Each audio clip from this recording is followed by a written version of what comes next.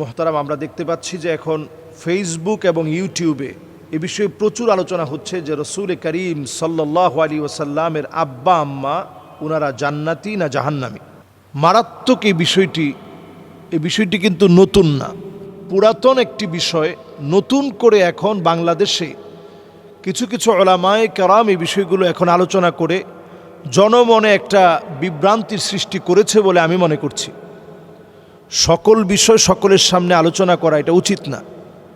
এখন যেহেতু ইউটিউবে এই বিষয়গুলো নিয়ে কথা হচ্ছে, পরিষ্কার এই বিষয়ে দুইটা মতই উপস্থাপন করা উচিত। উলামায়ে কেরামের মধ্যে এই বিষয়ে দুইটা মতামত। প্রথম মতটা হচ্ছে ওনারা আহলে ফাতরার অন্তর্ভুক্ত সময়ের মানুষ।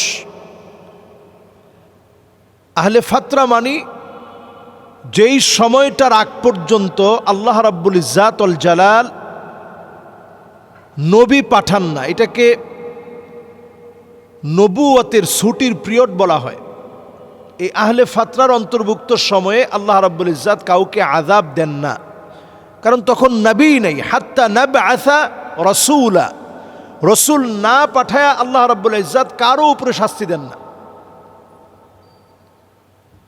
এবং কোরআনুল কারীমে যদি আমরা দেখি, ওয়া তাকাল্লুবাকা ফিস সাজিদিন, নবীজিকে আল্লাহ তাআলা ওই বংশ পরম্পরা থেকে কবুল করেছেন যারা ছিল সিজদা অবনত। তাহলে বোঝা যায় যে নবী করিম সাল্লাল্লাহু আলাইহি ওয়াসাল্লাম সিজদা অবনত মানুষের রেহেম থেকে, ওই বংশ পরম্পরা থেকে তিনি আসছেন। এবং নবীজি সাল্লাল্লাহু আলাইহি সাল্লাম হাদিসের মধ্যে বলছেন যে আমি ইব্রাহিম আলাইহিস সালাতু ওয়াস সালামের দোয়া আর ঈসা আলাইহিস সালাতু ওয়াস সালামের বুশরা হচ্ছে আমি, আর আমার আম্মা এমন একটা স্বপ্ন দেখলেন, যেই স্বপ্নে নবীজি সাল্লাল্লাহু আলাইহি সাল্লাম যে পেটে আসছেন সেটা আম্মাজান, নবীজির আম্মাজান এটা আগেই স্বপ্ন দেখছেন, যেটা কুসুর শাম পর্যন্ত আলোকিত করে ফেলছে। মুহাম্মদ সাল্লাল্লাহু আলাইহি সাল্লামের আগমন শাম পর্যন্ত আলোকিত করে ফেলছে। এবং কোরআনুল কারীমের একটি আয়াত আমি এই জায়গায় বলতে চাই যে কোরআনুল কারীমে আল্লাহ রাব্বুল ইজ্জাত ওয়াল জালাল পরিষ্কার ভাষায় আল্লাহ তাআলা বলছেন, ইন্নাল্লাযীনা ইউযুনাল্লাহা ওয়া রাসূলাহু, যদি আপনি এমন কোনো কাজ আপনি করেন যেই কাজে আপনি আল্লাহ এবং তার রসুলকে কষ্ট দিবেন, ইন্নাল্লাযীনা ইউযুনাল্লাহা ওয়া রাসূলাহু লাআনাহুমুল্লাহ, রসুলকে যদি আপনি কষ্ট দিয়ে ফেলেন তাহলে আল্লাহর লানত আপনার উপরে পড়বে। ফিদ দুনিয়া ওয়াল আখিরা, দুনিয়াতেও পড়বে আখিরাতেও পড়বে, লানত আপনার উপরে পতিত হবে।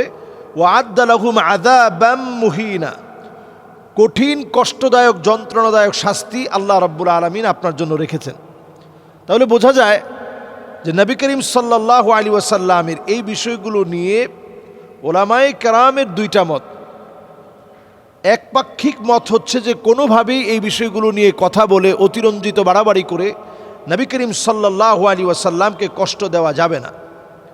নবীজি নিজেও এই বিষয়গুলো বললে বিরক্ত হতেন। এটা কোনো উলামায়ে কেরামের ওই হাদিস থেকে বক্তব্য, যে আনাস রাদিয়াল্লাহু তাআলা আনহু থেকে বর্ণিত হাদিস, যে হাদিসটা সহিহ মুসলিমে আসছে।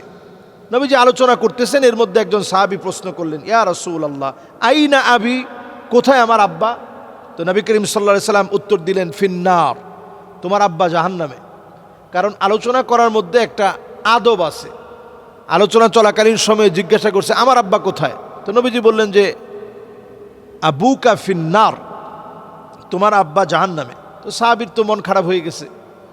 তো ফালাম্মা কাদা দাআহু ফাকালা, যখন এরকম আলোচনা শেষ হলো, নবীজি ডেকে আনছেন এবং ডেকে এনে বলছেন, ইন্না আবি ওয়া আবাকা ফিন্নার, আমার আব্বা তোমার আব্বা সবাই জাহান্নামে। তো এটা বলার উদ্দেশ্য কি? মুহাদ্দিসিনে কেরাম এই হাদিসের অনেকগুলো ব্যাখ্যা করছেন। আমরা ব্যাখ্যাটাও পড়ার চেষ্টা করি। আরবিতে বলে নাই ইন্না ওয়ালিদি, যে আমার বাপ, আবি শব্দটা বলছে, ওয়ালেদ বলে নাই। তো ওয়ালেদ না বলে আবুন বলছে কেন? মুহাদ্দিসিনে কেরামের মধ্যে কেউ কেউ বলেন নবীজির চাচাদের মধ্য থেকে আবুল আহাব জাহান্নামে, আবু তালেব জাহান্নামে। তো এই আবুন দ্বারা চাচা উদ্দেশ্য, কেউ কেউ বলেন চাচা উদ্দেশ্য। আরবিতে এই আবুন শব্দটা অনেক ধরনের অর্থ সাপেক্ষ একটি শব্দ, যেটি অনেক ধরনের অর্থকে মিন করে। সুতরাং এখানে ইন্না আবি ওয়া আবাকা ফিন্নার অর্থ হচ্ছে চাচা এখানে উদ্দেশ্য করা হয়েছে। কোন কোন মুহাদ্দিসিনে কেরামি অর্থ নিয়েছেন। কাজে আমরা এই বিষয়টাতে একবারে ডিরেক্ট এই কথাটা না বলি যে নবীজি সাল্লাল্লাহু আলাইহি সাল্লামের পিতা, নবীজি সাল্লাল্লাহু আলাইহি সাল্লামের আম্মা জান ওনারা জাহান্নামী, এই কথাটা না বলি। এই কথাটা নিয়ে উলামায়ে কেরামের মধ্যে দুইটা বক্তব্য যুগ যুগ ধরে ছিল। আমার কাছে সবচেয়ে নিরাপদ বক্তব্য বলে মনে হয় এটা আল্লাহর উপরে ছেড়ে দেয়া। এরপরে আরও একটি হাদিস, এটাও সহিহ মুসলিমের মধ্যে আসছে যে ইস্তাযানতু রাব্বি আন আস্তাগফিরা লি উম্মি ফালাম ইউযান লি। নবীজি সাল্লাল্লাহু আলাইহি সাল্লাম ওনার আম্মা আমেনার কবর যখন জিয়ারত করতে গেলেন, আল্লাহর কাছে অনুমতি চাইলেন যে আল্লাহ, আমি আমার আম্মার জন্য ইস্তিগফার পড়ি, গুনাহ মাফের জন্য দোয়া করি। ফালাম ইউযান লি, আল্লাহ অনুমতি দেন নাই। এই হাদিসের ব্যাখ্যাও মুহাদ্দিসিনে কেরাম এই ব্যাখ্যাও করছেন যে আমেনা, যার নামই ছিল আমেনা, আল্লাহ তাআলা তাকে নিরাপদ রেখেছেন গুনাহ থেকে।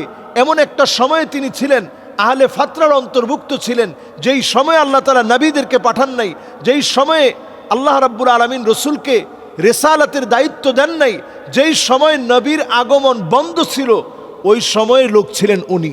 কাজেই ওনারা শিরকের মধ্যে নিমজ্জিত হয় নাই।